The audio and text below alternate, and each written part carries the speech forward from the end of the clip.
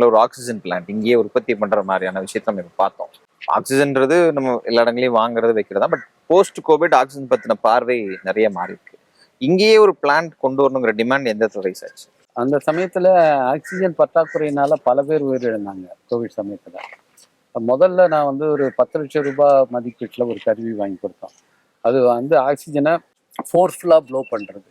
அது ஒரு 60% மேலே வந்து நுரையீரல் பாதிக்கப்பட்டவங்களுக்கு ஃபோர்ஸ்ஃபுல்லாக ஆக்சிஜன் செலுத்துறது மூலம் அவங்களுக்கு அந்த ரெக்கவரி இதுவாச்சு.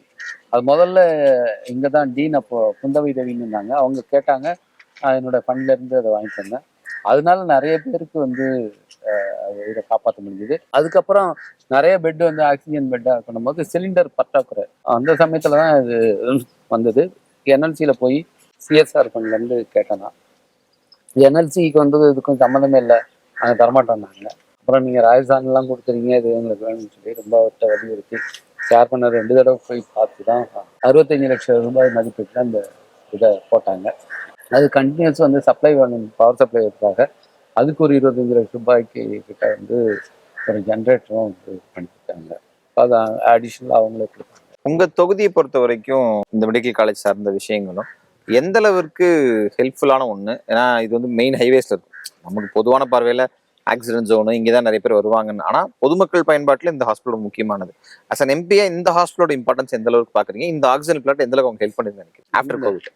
இந்த மாவட்டத்தில் ஒரு அரசு மருத்துவக் கல்லூரி மருத்துவமனை கொண்டு வந்தது நம்முடைய திரு பொன்முடி அவர்களுடைய முன்முயற்சியில் தான் இது வந்தது. திமுக ஆட்சி காலத்தில் தான் முதல்ல பண்ணாங்க. அதுக்கு முன்ன முழுக்க எல்லாருமே ஜிப்மருக்கு தான் போவாங்க, இல்லைன்னா சென்னைக்கு போவாங்க. வந்ததுக்கப்புறம் பல்லாயிரக்கணக்கான மக்கள் இன்னைக்கு இந்த மாவட்டம் மட்டும் இல்லை, பக்கத்தில் இருக்க கள்ளக்குறிச்சி மாவட்டம், கடலூர் மாவட்டம் எல்லாருமே இங்கே வர்றாங்க. இப்போ ஜிப்மருக்கு போகிறது வந்து குறைஞ்சிருக்கு. அவங்க எல்லாருமே இங்கே வராங்க. இங்கே எல்லா துறையும் வந்து எல்லா விதமான அட்வான்ஸு எக்யூப்மெண்ட்ஸ் எல்லாமே இங்கே வாங்கியிருக்காங்க. இப்போ அண்மை காலமாக வந்து புற்றுநோய் சிகிச்சையும் வந்து கொஞ்சம் கொஞ்சமாக அந்த துறையும் டெவலப் பண்ணப்படுது. இது ஒரு பெரிய அளவில் ஹெல்ப்ஃபுல்லாக இருக்குது.